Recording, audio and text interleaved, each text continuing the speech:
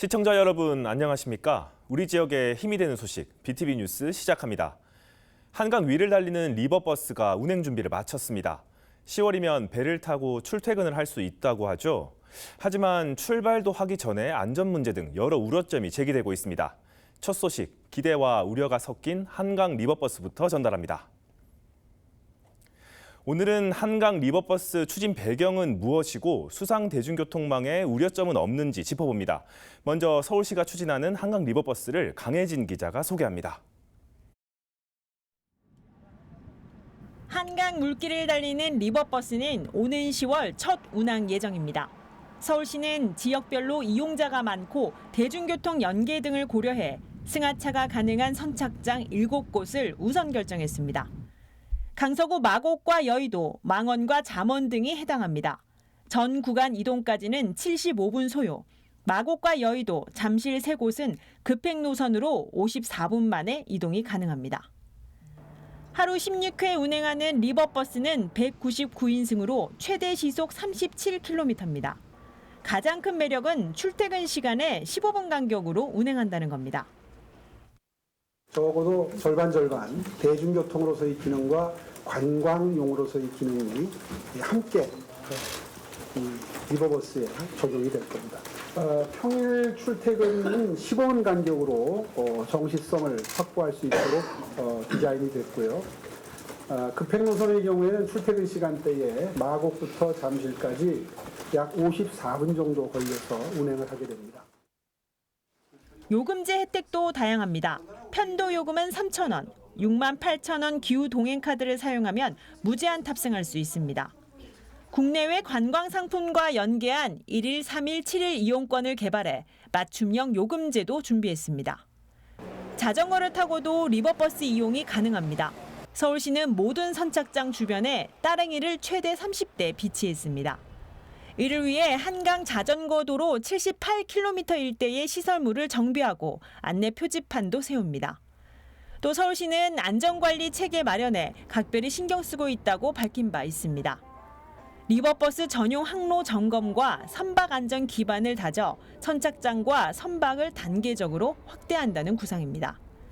2030년까지 연간 250만 명이 이용하는 서울의 특화된 수상교통 시대를 이어간다는 계획입니다. BTV 뉴스 강혜진입니다. 앞서 보셨듯이 리버버스는 하루 68회 15분 간격으로 7곳의 선착장을 오갑니다. 하지만 안전 문제가 대두되고 있습니다. 행주대교에서 가양대교 일대에서는 수도권 한강에서 유일하게 어업 활동이 이루어지는 어촌계가 있는 곳입니다. 어민들은 리버버스 항로와 조업 구역이 겹쳐 어업 활동은 물론 안전에 큰 위협이 될 거라고 우려하고 있습니다. 이재영 기자입니다. 올해로 20년 넘게 행주 어촌계 소속으로 한강에서 어업 활동을 하고 있는 박찬수 씨. 따가운 햇볕 아래서도 부지런히 출항을 준비합니다. 함께 한강으로 나가봤습니다.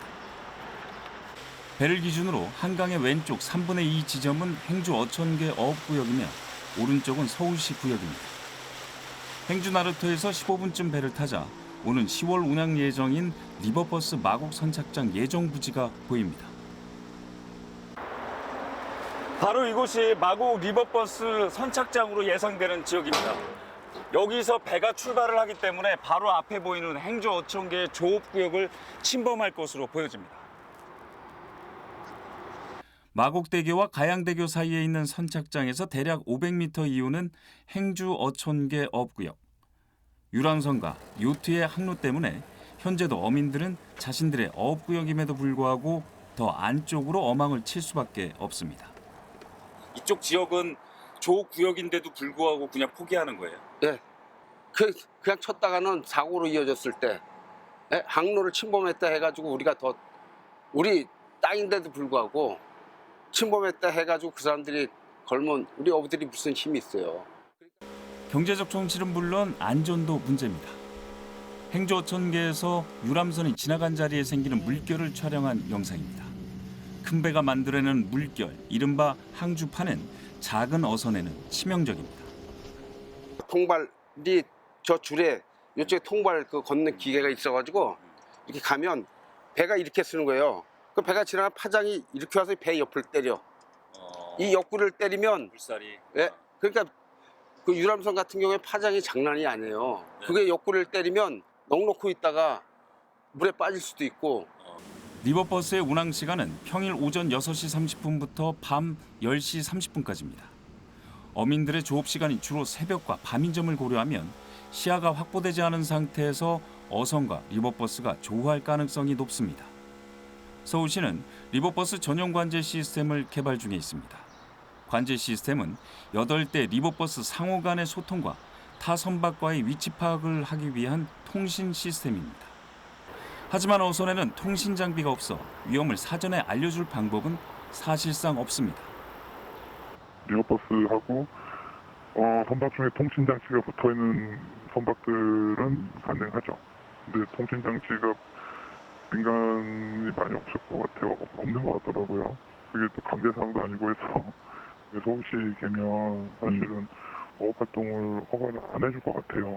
제 생각이지만 왜냐면 이게 리버버스라는 게 지금 뭐 대중교통 수단으로 서울시가 도입하는 거니까 그래서 리버버스 전용 항로도 만드는 거고.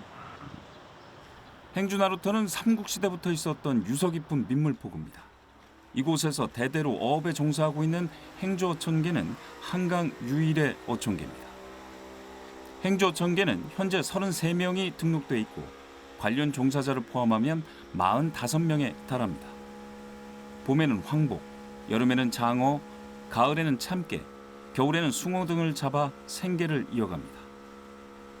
긴 세월 쌓아온 이들의 삶에 리버버스가 미칠 파장은 서울시가 생각하는 것보다 클지 모릅니다. 원론적인 답변. 네? 전파를 하겠다. 그 서울시에서 레포트 허가를 내줬잖아요. 서울시에서. 그럼 그 사람들한테 원론적인 답변이 항상 그래요. 문자를 띄워서 조심하라고 전파하겠다. 그럼 끝이에요. 모든 공직사회가 다 원론적인 답변으로 다 끝나니까 저희 우라통이 터지는 거죠. BTV 뉴스 이재원입니다. 한강은 시민들이 자유롭게 수상 레포츠를 즐기는 본강이기도 합니다.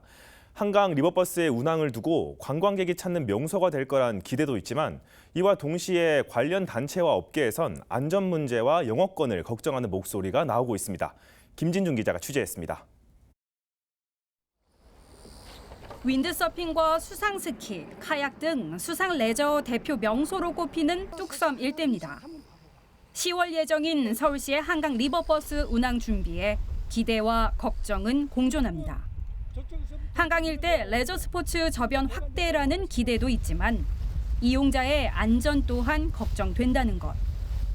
항로 쪽으로는 윈드서핑 활동하지 말아라. 떨어져서 접근하지 않도록 해라. 이제 주의하고 다 하겠지만 그래도 또 본의 아니게 또 가게 되는 수가 있어요.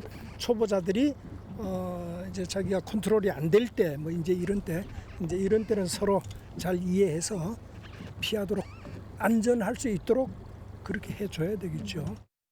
서울시에서 구상하고 있는 뚝섬 선착장 구간의 리버버스 항로를 배를 타고 돌아봤습니다. 서울시가 업계 관계자들에게 설명한 항로는 기존 잠실 선착장과 청담대교 옆 신설 선착장을 대각선으로 가로지릅니다. 서울시의 계획대로라면 1일 150톤 규모의 배가 15분 간격으로 68회 운항합니다. 윈드서핑, 오리배 등 무동력 수상 레저를 이용하는 시민과 충돌 가능성이 우려되는 부분. 이용자 안전을 위한 운항로 설계가 무엇보다 중요하다고 전문가는 지적합니다. 항로는 지금 기존 항로를 이용해서 최대한 청담대교 쪽으로 가서 그다음 아래쪽에서 이제 청담대교 아래쪽 선착장으로 들어가는 거로 그렇게 잡아야 되겠어요. 그거 이제 기본에 대각선 가는 거는 그건 뭐 사업소 쪽에서도 그렇게 또 하겠다는 건 아닐 테고 해서도 안 되고 그래서 그런 좀 유의해야 될 것 같아요. 그거 그대로 고집한다면은 그 안전사고가 많이 우려가 됩니다.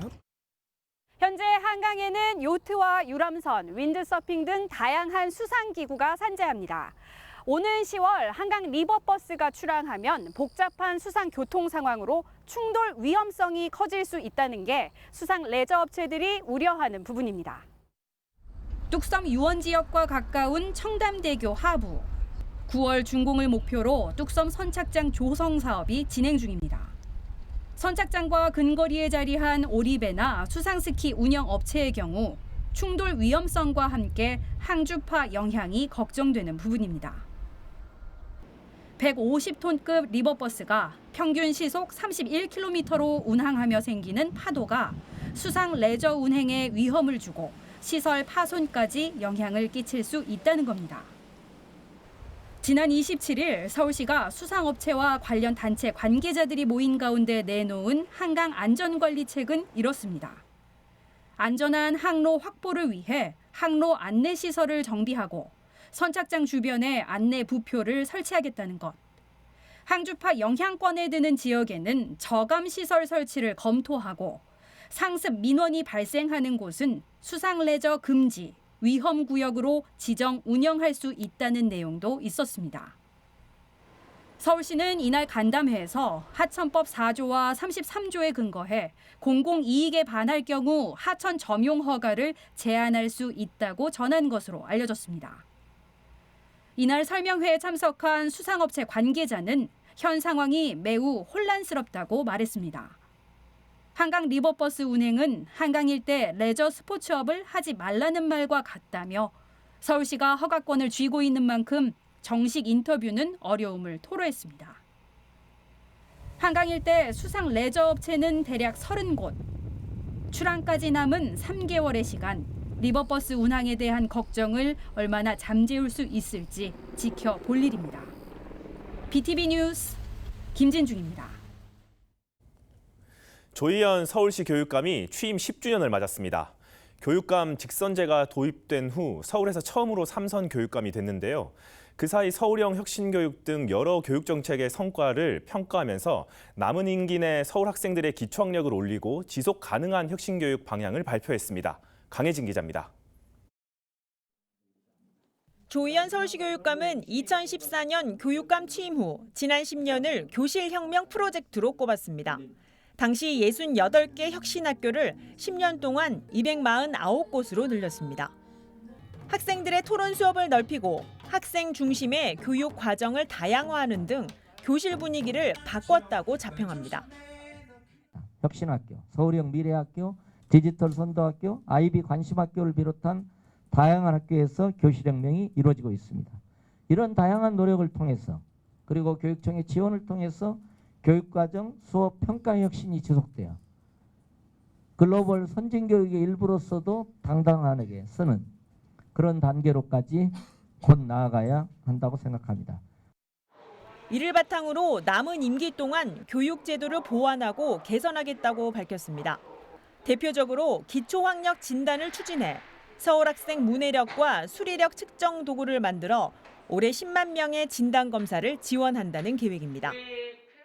미니멈 4년 주기로 저희 학생들이 초등학교 4학년, 초등학교 6학년, 그다음 중학교 1학년 이렇게 해서 기초학년 진단하면서 또 그에 따른 맞춤형 지원을 받을 수 있다. 교권과 학생 인권 보호에 대한 구체적인 대책도 내놨습니다. 서희초 교사 사건 후 아동복지법 개정 등 교사가 존중받는 법 제도 개선을 국회와 소통해 풀겠다는 겁니다. 현재 폐지 상태인 학생인권 조례는 대법원 제소를 통해 법령 위반을 재확인하고 학생 인권과 공존 교육을 지키겠다는 구상입니다.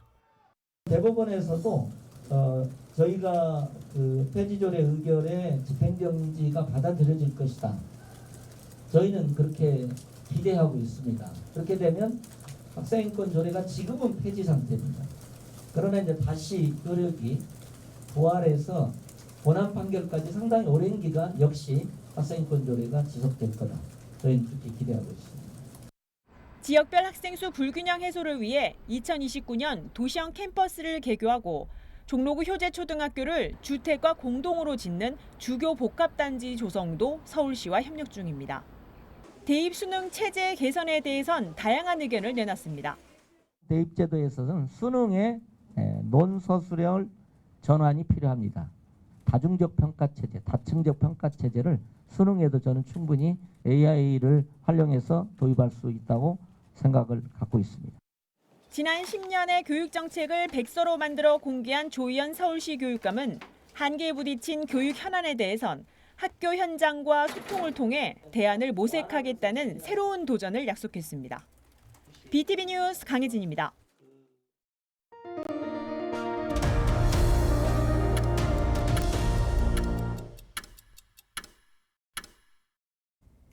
전반기 의장 선거에서 파행이 지속됐던 종로구 의회의 후반기 선거도 순조롭지 않아 보입니다. 지난해 11월 의장에 당선된 현 의장이 보궐선거를 시점으로 임기 연장을 주장했는데요. 반면 민주당은 의장 후보를 내정해 놓고 동료 의원 간의 사적 대화를 몰래 녹취한 정황이 알려졌습니다. 강혜진 기자입니다. 지난달 종로구의회가 행정안전부에 보낸 질의서입니다. 9대 전반기 라도균 의장이 본인 임기가 언제까지인지 묻는 내용입니다. 종로구의회의 경우 22년도와 23년도 의장 무효 확인 소송으로 두 차례 걸친 의장 선거는 무효로 인용됐습니다. 그리고 지난해 11월 전반기 의장 보궐선거로 라도균 의장이 다시 선출됐습니다. 이 같은 이유로 라도균 종로구 의장은 전반기 의장 임기가 내년 11월까지 보장될 수 있는지 행정안전부에 해석을 요청한 겁니다. 취재 결과 지방의회 의장 선거는 국회법을 준용한 만큼 전반기와 후반기로 의장 임기가 각각 2년씩 마무리되는 것으로 확인됐습니다. 뭐 그런 예는 제가 본 적은 없는데 그렇게 우리가 딱 국회법이라든가 우리 회의 규칙이라든가 이런 걸 봤을 때 물론 회의 규칙에 종로구 회의 규칙에는 그런 규정이 없더라고요. 없는데 없다 손 치더라도 어찌됐든 간에 국회법이라든가 기타 관련 법령들을 보면은 그렇게 할 수밖에 없는 상황이에요.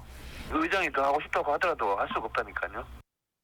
민주당에선 후반기 의장단 후보를 먼저 내정했습니다. 통상적으로 다수당과 사전 협의를 통해 의장 후보를 추대하는데 야당이 의장과 부의장 후보를 먼저 내정한 건 이례적입니다. 민주당 중앙당 관계자에 따르면 야당이 의장단 후보는 낼 수 있지만 이런 경우 여당과 합의가 더 어려운 데다 상임위원장 자리도 놓칠 수 있다고 지적했습니다. 이런 상황에서 민주당의 의장 후보 내정자가 국민의힘 동료 의원과 나눈 사적 대화를 몰래 녹취한 것으로 알려졌습니다.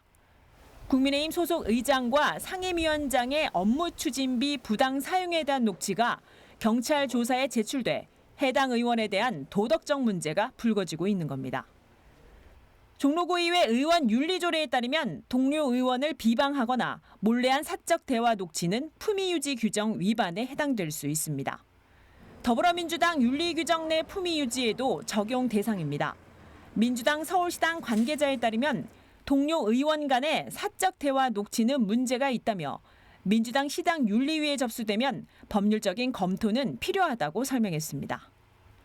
전반기 의장 임기 논란에 도덕성 문제까지 불거진 종로구의회는 오는 9일 치러질 후반기 의장단 선거를 앞두고 또다시 파장이 우려되고 있습니다. BTV 뉴스 강혜진입니다. 동대문구 청량리역 일대가 국토교통부 공간혁신구역 선도사업 후보지로 선정됐습니다. 동대문구는 청량리 일대를 주요 교통망이 거쳐가는 교통 중심지로서 업무, 산업 고밀도 복합 개발을 유도해 간다는 방향인데요. 김진중 기자가 보도합니다. 지하철 1호선과 경원선, 경춘선 등 7개 철도와 46개 버스 노선이 운영되고 있는 청량리역 일대. GTX BC 노선 확충 계획까지 잡히면서 광역 환승센터 조성을 위한 준비도 진행되고 있습니다. 청량리역 정비창 이전과 지상철도 구간 복개 개발 추진 등 일대 개발 밑그림을 그리고 있지만 문제는 3,700억 원에 달하는 예산입니다. 청량리역 일대 개발 구상이 현실성 있냐는 대목에서 등장한 것이 바로 공간혁신구역. 동대문구는 지난해 행정사무감사에서 독자 사업 추진은 사실상 어렵다며 국토부의 공간혁신구역 사업에 대한 기대감을 나타낸 바 있습니다. 3,700억 정도 예산을 저희가 구에서 투입을 하기에는 좀 어려움이 있고요. 국토부에서 추진하고 있는 공간혁신 선도사업 구간에 지금 서울시 4개 사업 구간 중에 저희 청량리역 부지가 지금 들어가 있거든요. 여기 부지가 선정이 되고 나면 좀 좋은 결과가 있을 것 같습니다. 지난 1일 국토부가 공간혁신구역 선도사업 후보지 16곳을 선정 발표했습니다. 이 중 서울에선 양재역과 김포공항역, 독산동 공군부대 부지와 동대문구 청량리역 일대가 선정됐습니다. 공간혁신구역은 건축물 용도와 건폐율, 용적률 등에 있어 규제가 완화되는 도시계획 특례 구역입니다. 관할 지자체가 공간 재구조화 계획을 세우고 중앙도시계획위 심의와 지방도시계획위 심의 등을 거쳐 공간혁신구역으로 최종 지정하게 됩니다. 청량리역 일대는 광역 환승 거점 조성과 고밀 복합 개발로 방향을 잡고 멀티 비즈니스 플랫폼과 캠퍼스 플랫폼 등 비즈니스 거점과 청년 주거 문화시설 공간을 조성한다는 구상입니다. 지난해 8월 청량리역 전면부가 특별계획구역으로 지정된 데 이어 전해진 공간혁신구역 후보지 선정 소식. 청량리역 일대 고밀 복합 개발에 기대가 모이고 있습니다. BTV 뉴스 김진중입니다. 초고령 사회에 접어들면서 노인 우울증과 고독사 등이 점점 심각한 사회 문제로 자리 잡고 있습니다. 강북구에서는 어르신들이 함께 모여 서로가 서로를 돕는 노노 돌봄으로 위기를 극복하는 마을 공동체가 있다고 하는데요. 운현선 주민통수원이 마을을 직접 찾았습니다. 강북구 삼양동에 있는 마을 공동체 행복한 소나무는 고독사 예방 사업으로 시작한 어르신 모임입니다. 자원봉사 어르신들이 외롭고 고립되어 있는 어르신들을 서로 돌보면서 고독사를 지켜내야겠다는 마음으로 사업이 시작됐다고 합니다. 2019년부터 시작한 노노 돌봄 사업은 2024년 혼밥 하시는 어르신들에게 저녁 식사를 준비하여 대접해 드리는 사업으로 발전되어 활동 중입니다. 매주 금요일 저녁에 식사를 제공해 드리려고 자원봉사를 지원한 어르신들이 모여 식사 준비를 합니다. 네, 행복한 소나무는요, 반찬을 만들어서 직접 방문해서 어르신들한테 안부 여쭙고 그리고 반찬을 전달해 드리는 활동을 저희가 한 3, 4년 이렇게 활동을 해왔습니다. 그러다가 올해 우리 소나무 협동마을이라는 이 회관에서 저희가 활동을 할 수 있는 여건이 만들어져서 드디어 우리 밥상 나눔을 여기서는 해보자 이렇게 생각을 해서 요 인근에 계신 혼자 사시는 어르신들을 저희가 초대해서 여기서 밥상 나눔을 매주 금요일 날 저녁에 하고 있습니다.